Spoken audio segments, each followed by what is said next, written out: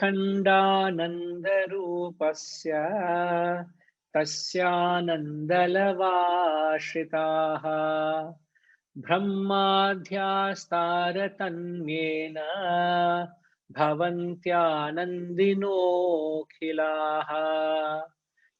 Akhandanandarupasya tasyanandalavashritaha brahmadhyastaratanyena bhavantyanandinokhilaha.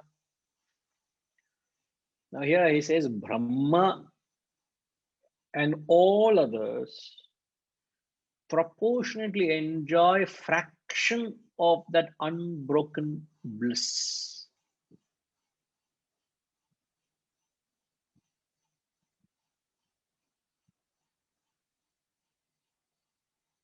Fraction.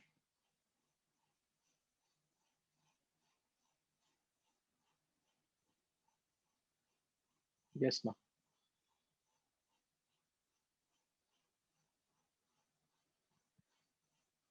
It is just an iota of bliss. It's just a fraction of bliss. Who? Brahma. Lord Brahma himself. So the verse is attempting, the Guru is trying to attempt to convince us to seek the self, to seek Brahman. Whether you're convinced or not, I do not know. Convincing us to seek the Brahman, because he says the joy in Brahman, in comparison to the joy in attaining Brahman, the joy in Brahman is so vast that the Brahma and others enjoy only a lava. The word lava, Ananda Lavashritaha. The word lava means an atom or an iota, a small fraction of that infinite bliss. Which means what? What does it mean, Tingima?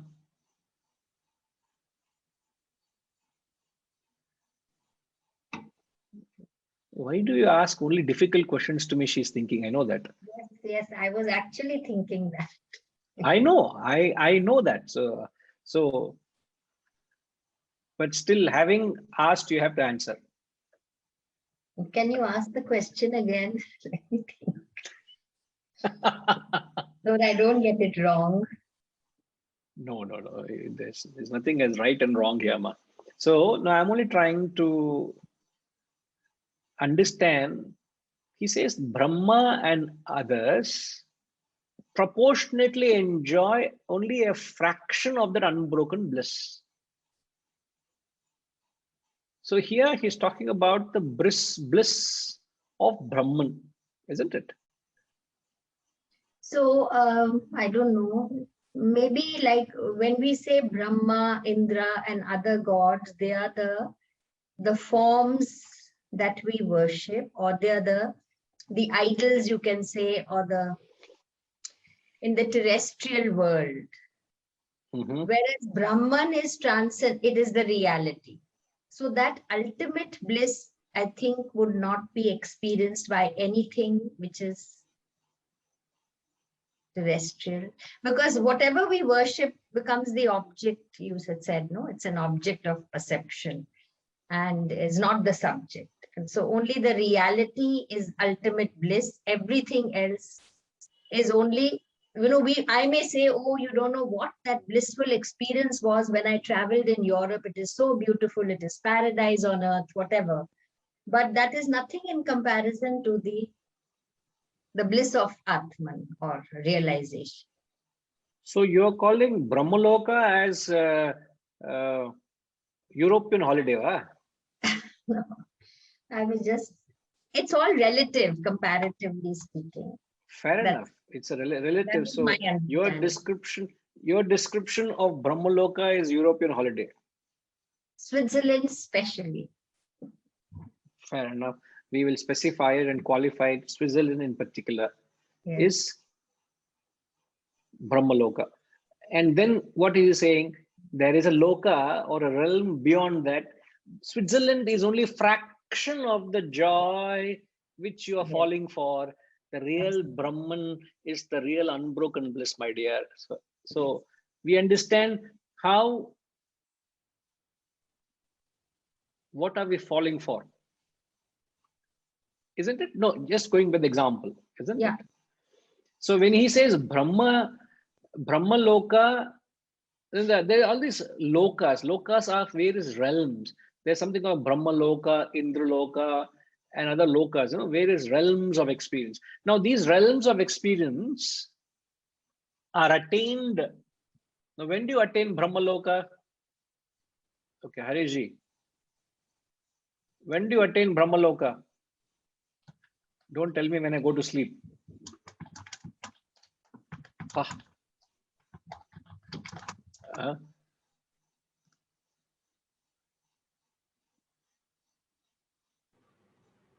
It's only at the end of the journey, when you have gone through the others. What sort of an answer is that? We have to decode every word of it. Nothing makes sense to us. You are speaking like Upanishadic master now.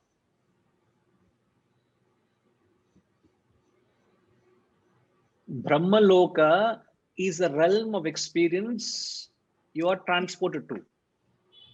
When you only are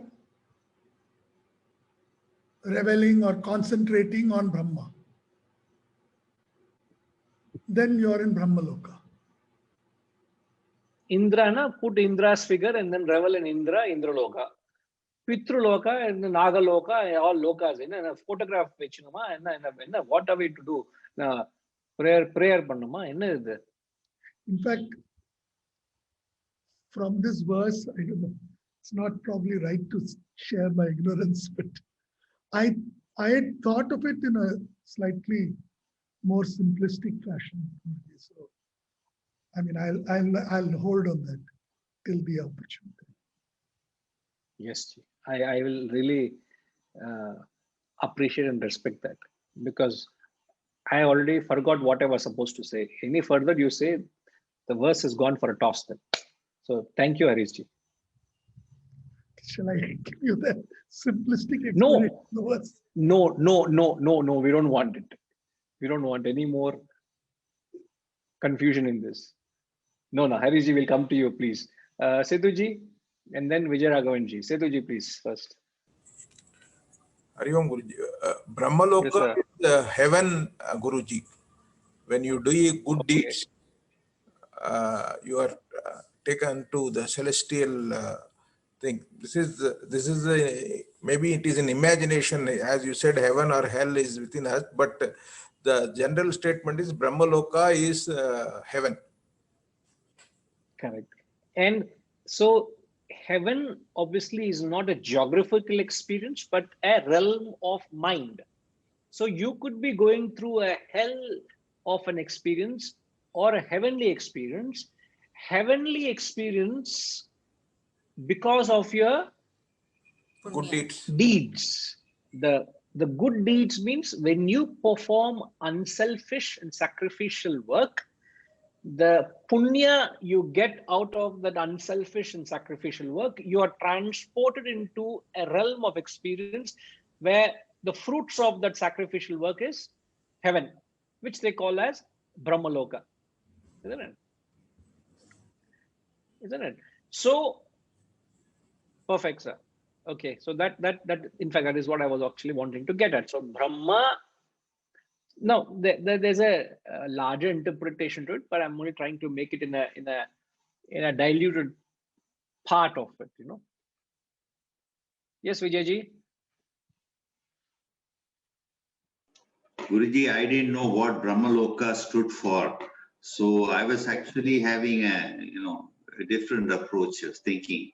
I don't know whether it is right or wrong. I thought why he chose Brahma of all the, there are other gods. Why did he say Brahma? I thought because he stands, at least I don't know whether it's only person stands for creation, which is the most amazing thing of all. And the most mysterious, the grandest of them all. I mean, even that is a small portion of the infinite bliss. I mean, I was thinking it. See, we can let our imagination run wild. There is nobody to stop us. Anybody, because the Lord, the Guru of the text, has not given clarity. So let our imagination go as long as it makes a rational sense. End of it, we say whatever that is just an insignificant speck of the totality. So the attempt is, don't be fooled by this limited joys, this ephemeral finite, because it gets dwarfed in the ananda, which he qualifies as unbroken bliss, akhanda ananda. So that is the bliss of Brahman, which is realization, which is attained through selfless actions.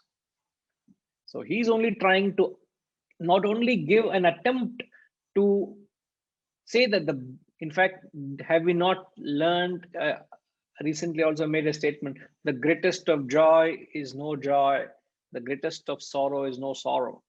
So all the joys of the world will not enhance your joy if you've got that bliss of the self. All the sorrows of the world will not diminish your joy because of the infinite bliss you have recognized within. So that's the attempt. He is trying to convince us to embark on a journey to seek the self, which is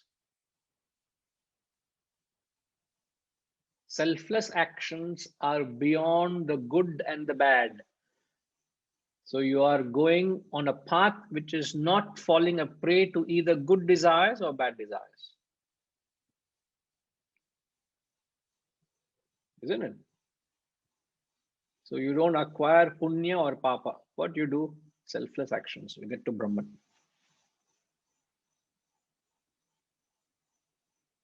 Seventh heaven of delight. Is it an ice cream flavor or what is it? Can be marketed that way.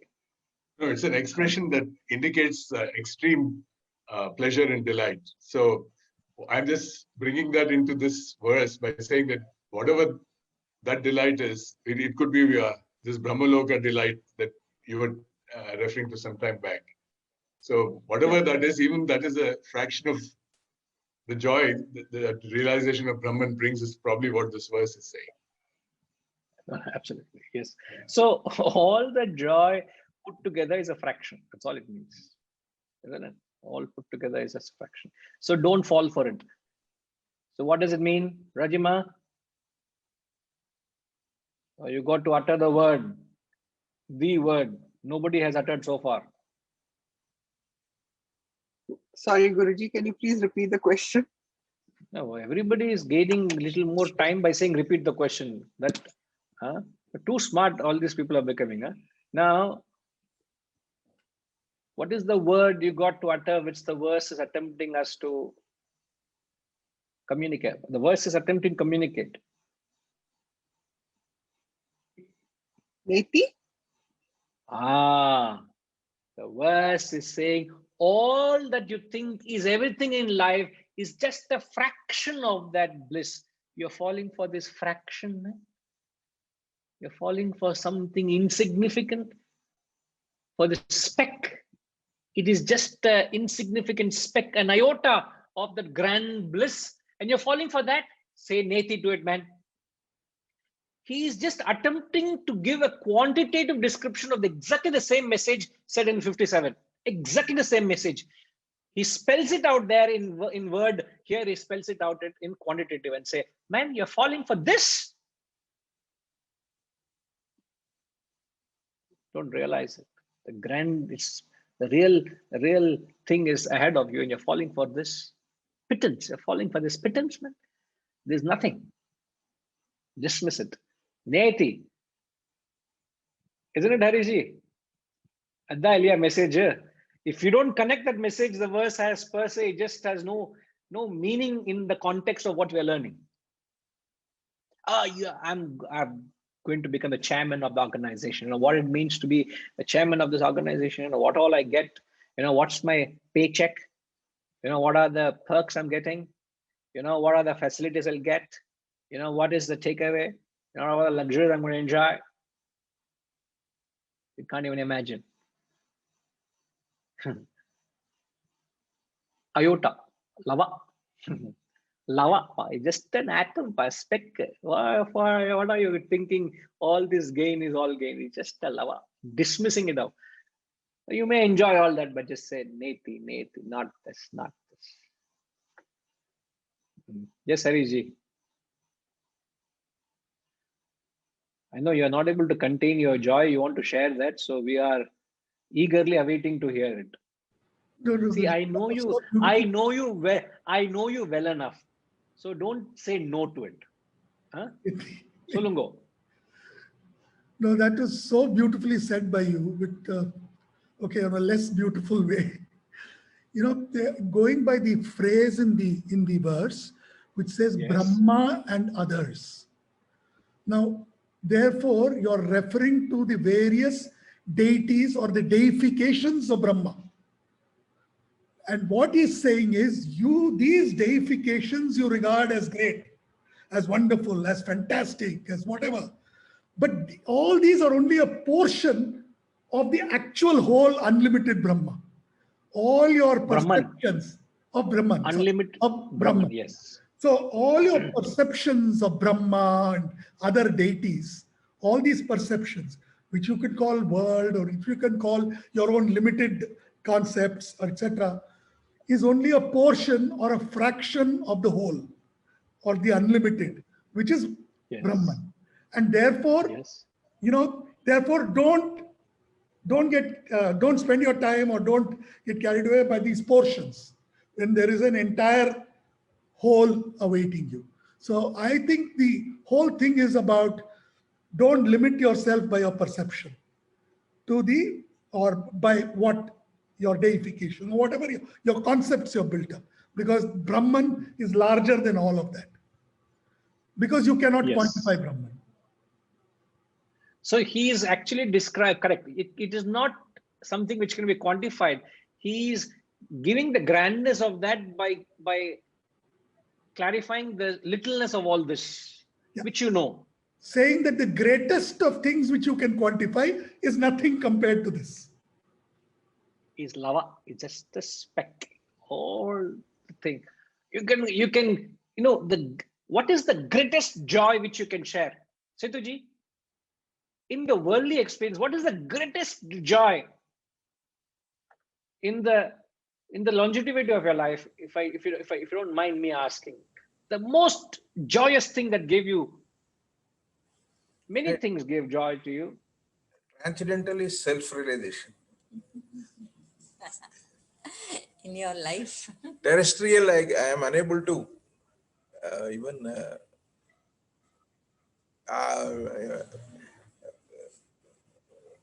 I am terrestrial is, I can say the greatest joy is on the edge of the terrestrial to transcendental. No, you are speaking theory. I'm asking practical. If there is some experiences which you can say, oh, this is the most joyous thing. Not being personal. I hope you understand. I'm not intending to be personal. You know, the most greatest joy you could experience in your experiences, whether with the family or the work you do, or the smiles you bring onto people's lives, you know. When the deaf newborn child, when it's the first smile and the first hearing, when the hearing aid is fitted, a 4 or 5 months old baby who never heard, you can see that is it brings to tears of joy as well as tears to everyone present witnessing that occasion. So would you place that experience as the pinnacle of joy, which you have got derived joy from all your experiences that this long? Even if you had to proportion it, it's difficult to do so, but I'm just asking. No, these days I am experiencing it in your classes, Guruji. Your Rama. The bliss, Correct. because we are longing it for it, and we are on that path. Very much. The Very much every day. the slow, removal of fractions of our ignorance is giving us bliss. Right. At least. No. Guruji, yes, very much. It is only lava. That's all he's saying. This also is just a lava. It's just a fraction of that unbroken bliss. No, really appreciate. Sweet of you, G. Very sweet of you. But all we got to somehow make sense of it. That it is not something that what I've attained is not the highest. The highest is way, way beyond. It can't be captured. It can't be experienced. But he's just putting it. It's interesting. So tomorrow, any further greater joy, Setuji, so why we have to look at it from a practical way of it is tomorrow when something else comes and gives you a greater joy, you're not carried away with it.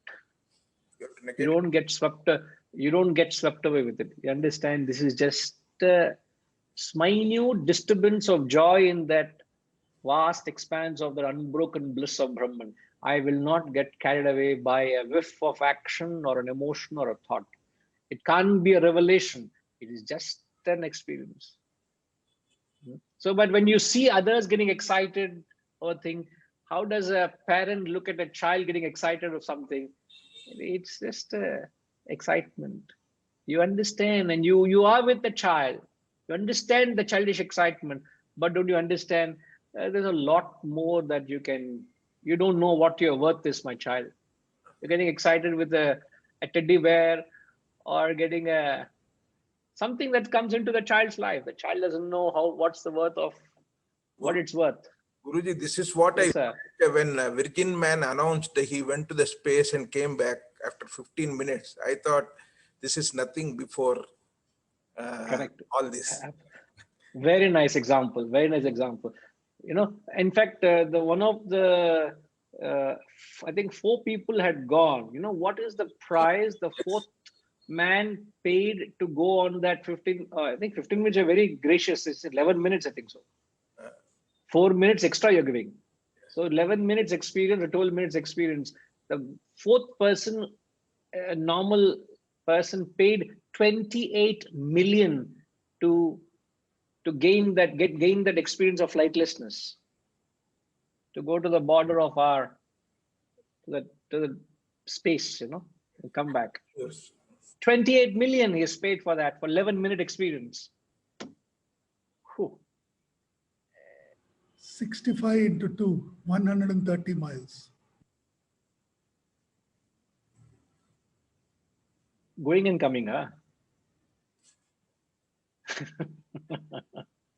That's the value of money. Money can only buy such. I'm saying even to gain that you have to pay that much, and even that we are saying is just insignificant. And the beauty of that is you can realize that Brahman. You don't have to go out into the world exploring and discovering the truth, believing happiness is outside. Remember the words of Schopenhauer. It is difficult to find happiness in oneself. It is impossible to find it anywhere else. So the true happiness is only discovered within, and you can do that right sitting at your desk. You get up in the early morning, you will actually have access to Brahman. You want to know what is that bliss of Brahman? It is there in the Brahma Muhurtam. I don't know why it's called Brahma Muhurtam. It should be called Brahman Muhurtam, because you are actually having access to Brahman. We will call it Brahman Muhurtam, not Brahma Muhurtam. You should clinch it. That is that you will get a cue. You will get a taste of what is that bliss of Brahman 4 a.m. to 6 a.m. If I did not say that, you say, okay, when I get to Brahman, I'll experience that. It's Allah nice to talk in classes and things. You want to experience that? Get up tomorrow morning. Like it or not, You got to be there that are at the desk with the Shastras. You will get that. You're actually unfolding it. You're actually experiencing it. And compared to that morning hours, nothing in the day, rest of your days, news can come and elate you. Somebody come and give $1 million check to you. It will not excite you. Even if somebody were to offer you president of the country, you say, thank you very much. In fact, in the ashram, there was a lady who was very dynamic. She was a sportsman and she was so good. She was actually being awarded by the president. She was being awarded by the president. And this lady tore the letter of invitation by the president and put in the garbage. Actually said, Niti, I'm not interested in all this. I don't want to go to Rashtrapati Nilayam and receive the thing and all this thing. And Swamiji called her and actually appealed to her. Please, if not for you, at least to put this knowledge in the limelight. You are a student of this knowledge. Do it. She said no. She did not budge. She said, no, Swamiji, you may say anything. I will not listen to you. I will not go. For her, the award from the president was garbage. She just threw it up and said, nothing to do. And so sad. She had an accident. She passed away. She lost her limbs. She had a freak accident. I don't want to get into the detail. And then no sooner thereafter, she passed away. But what a dynamic lady she was. She was a terror in the ashram. So what I'm trying to say is the greatest of thing dwarfs itself in presence of the grandness of this attainment of the unfoldment of the self. It is the unfoldment of the self is what you got to experience. And unfoldment of the self, spiritual unfoldment only happens between 4 a.m. and 6 a.m. when you plunge yourself in the Shastras. The reflection, manana, you should not do any other activity from 4 a.m. to 6 a.m. except the spiritual reflection, manana. And someday you do nididhyasana, meditation, early hours, but start with reflection. And that unfoldment of the self, there's no greater joy, there's no greater bliss. Everything else is a speck. That is what the verse is implying. Okay.